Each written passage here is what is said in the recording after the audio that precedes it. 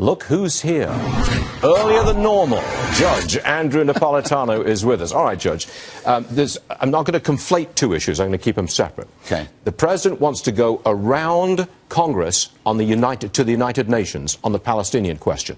He wants to go around Congress on the Iran nuke deal. Can he do this? I'm sorry to tell you that he can do this. You know, when Harry Truman proposed the UN Charter, many conservative Republicans in the Senate, not enough, objected to the authority given to the UN to legitimate foreign policy that would not be in the best interest of the United States.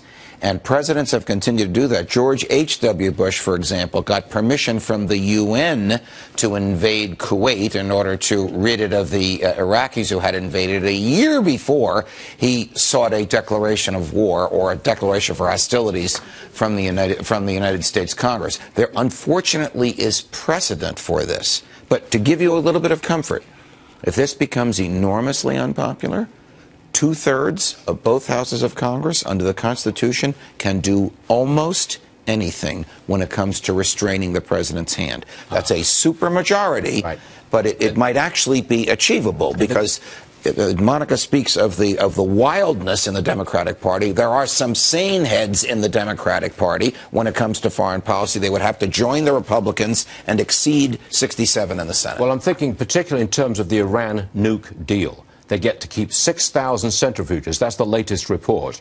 And if they agree to that, all sanctions are lifted immediately. Now, sanctions were imposed by Congress. Well, sanctions were imposed by Congress at the discretion of the president.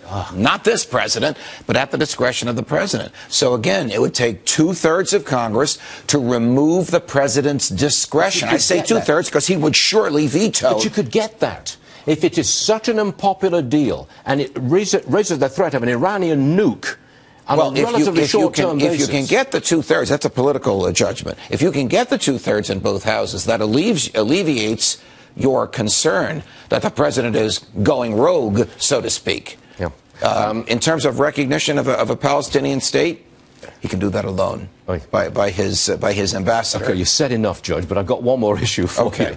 At an event in Cleveland yesterday, President Obama floated the idea of making voting mandatory for everyone in the country. Is that in the Constitution? No, it's not only not in the Constitution, but the states in the United States of America regulate and control voting, not the federal government. The federal government has no say. The federal statutes on voting prohibit the states from making decisions based on race and gender and place of origin and things like that. But in terms of where you vote and how you vote and who votes, it's up to the states. Australia has compulsory voting. It does. In the state of Tasmania in 2010, 6,000 people were fined for not voting. Yes, and if in these places where they have mandatory voting, if you don't vote 2 years in a row, they take your right away to vote. But they don't have a First Amendment.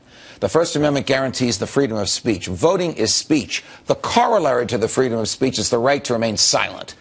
So forced speech, forced voting would be profoundly offensive to the First Amendment. You know, that Constitution's all right, isn't it? Ooh, Justin Minato, I need that tape in my library. Take that back. Take that back, Stuart. Take it back now. Judge, thank you very much indeed. We appreciate it. Pleasure.